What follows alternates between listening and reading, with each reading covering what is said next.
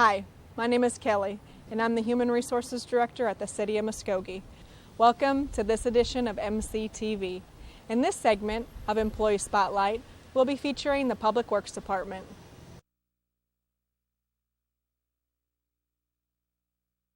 We have, especially in the street end of it, we have had an assessment that told us that we needed at least $3.5 million annually budgeted to keep the streets at a status quo. And of course, when you've got a $900,000 budget, you're going to have the streets continually fail. So it's a challenge for us to come up with different methods to work within that budget, and I think we do a very good job.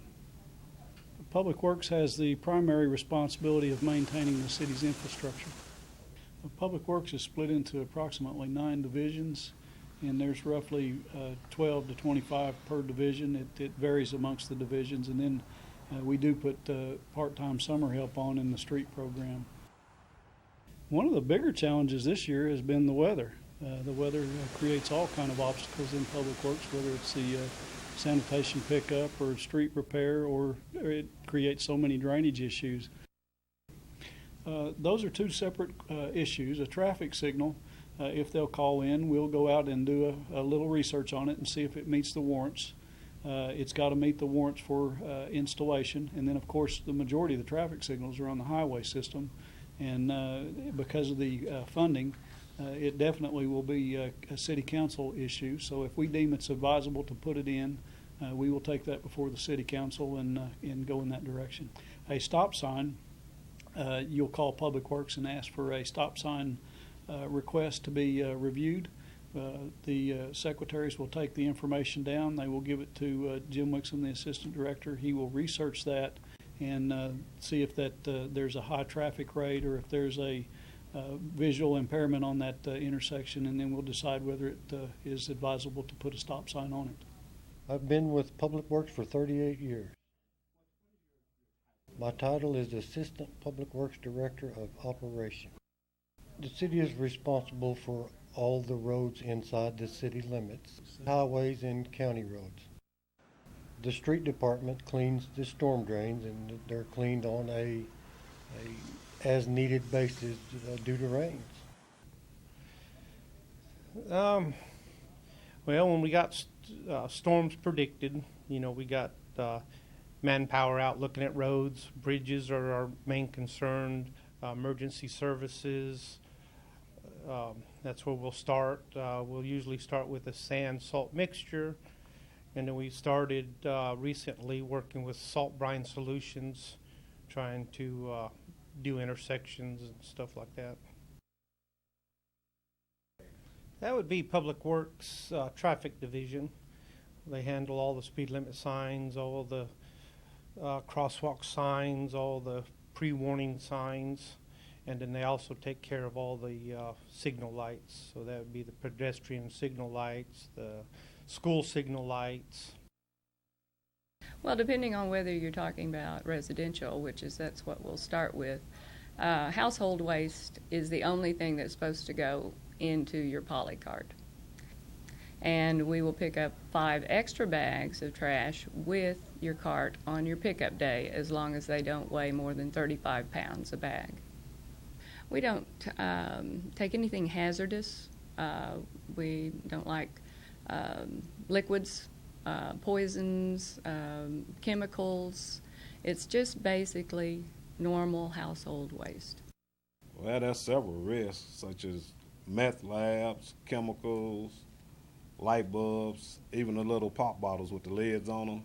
If the lid was to happen to come down and hit it, it could pop off, hit you in the eye, or somewhere like that, and hurt you. We have 5 residential routes, 3 commercial routes. We have 12 sanitation trucks. We have 3 half-ton trucks that we drive and a 1-ton truck that we haul polycars with. We have a program that allows disabled residents to let us come up to their house and pick up the cart and take it out. They don't have to wheel it to the curb. The requirements are that you have your doctor send us a letter that says that you're not able to put your trash out.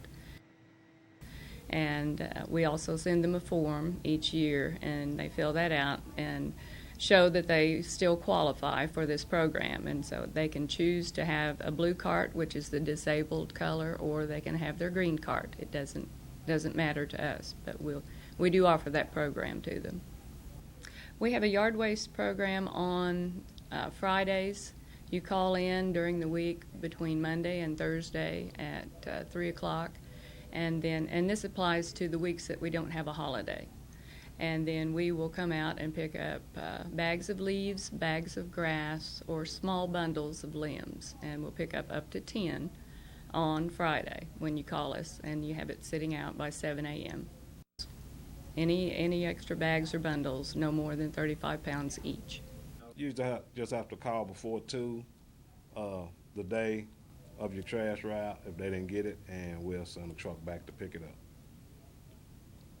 Encore is our recycle center right now. It's located at the corner of North Main and Iola. And they take cardboard, they take paper, they take newspapers, aluminum cans, glass that's clear or green, and they take like car batteries. They take plastics, numbers 1 and 2. That's mostly water bottles, bottles that have a smaller top than they do a base. All of sanitation, public works, everybody participates in the citywide cleanup. Well, they can take advantage of it. It's a wonderful program that lets you get rid of a lot of trash that you don't have to pay. It's free to Muskogee residents. The only other reason we would not work would be like ice, snow, or fog. Other than that, we go. A lot of call-ins that we get over there are calls such as there are limbs laying in the street, there's weeds or brush blocking stop signs, street signs, overgrown grass. We also get calls for illegal dump sites, which are where furniture or big debris has been dumped, and they will call environmental control and let us know. And that's sort of the type of things that we get calls on. We also do a citywide program where we pick items up from people's curbs for free, and it's twice a year. So we will get calls about that, mosquito spraying, things like that. We maintain the right-of-ways, some city-owned lots, drainage ditches. We spray for mosquitoes. We spray the right-of-ways with herbicides to keep the weeds down. We'll do the right-of-ways like on Shawnee, Turnpike, 69 Highway, and there is property inside the city limits that we maintain. When we're mowing the right-of-ways, we have to watch out for manholes, we have to watch out for water meters, gas pipes, gas meters, big rocks. I mean, there's sometimes you're driving, mowing, and then one day you're mowing it and there's nothing there. The next day it could be it fell off a truck, could be a big piece of metal. We do have a street sweeper in my department when we run in zones, and then we do arterials. We'll pick up after a snow event, you'll see the truck going out and picking up the sand and the salt off the arterial streets right after the snow event, and then we clean up the leaves out of the off the curb to keep them from getting into the stormwater, getting into the drainage canals. We do not pick up hazardous material. Yeah. We do have the household pollutant event, which is at the fairgrounds, and they can take hazardous things there. There's a list of things they can and can't take, but we do have household pollutant event at the Muskogee Fairgrounds, yes. When we have that event, they can take like tires also there, but there's so many that's allowed per person or per truck or per vehicle. Certain kinds of like paints, like pesticides, things like that are some of the things that they can take down there.